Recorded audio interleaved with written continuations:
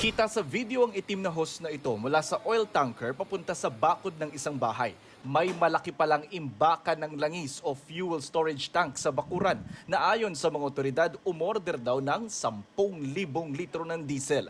Naalarma tuloy ang mga kapitbahay nito sa Barangay Sacred Heart sa Quezon City. Nag-aamoy kami dito ng gasolina. Hindi ko alam kung crudo or gasoline, pero ang dinig ko lang diesel. Sobrang takot kasi kahit yosi lang ang ibato mo doon, di ba sasabog yan?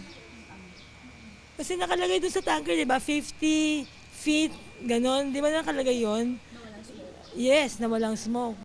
Dumating ang mga pulis at bumbero kaya tumigil sa pagsali ng umunoy diesel ang oil tanker. Kahapon, sumama ang GMA News kay Energy Undersecretary Wimpy Fuentabella nang katukin ng bahay na may imbakan ng langis pero wala kaming nadatnang tao rito. Wala talaga. Dapat pumupunta yung petroleum product sa dapat puntahan. Hindi sa kabahayan na may malaking storage na nagkakaroon tayo ng tinatawag na temporary shortage dahil merong mga nag-hoarding. Ang paglalagay po ng napakaraming litro ng diesel o petroleum product sa isang residential area ay hindi po safe. Wala po siyang permit. Sabi ni Fuentabella, posibleng maituring na itong hoarding at masampahan ng kriminal na reklamo ang may-ari ng compound. Nakausap ng QCPD ang nagpakilalang kinatawan ng kumpanya na may-ari ng imbakan ng langis at inaming walang permit ang mga ito. At ang nabanggit naman ng representative, kapag hindi po sila nakapag-produce ng certificate o requirements o permit, sila mismo magkukusang hindi na itutuloy at ipupull out nila yung diesel at saka yung tanker sa loob ng residential na yun. Pero saan nga ba nila gagamitin ang iimbak nilang umano'y libo-libong litro ng diesel?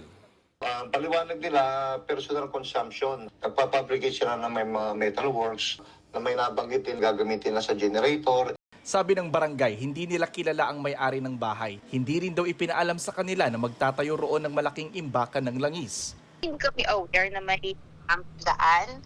Kasi for the longest time, ang alam namin, binibenta po yung property na yan. So, yeah. May alam namin wala nakatira po dyan eh.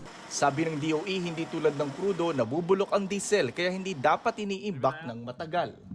Kung marami po pong nagpaplano na magtatago sila ng gasolina, ng diesel, nabubulok po kasi yan.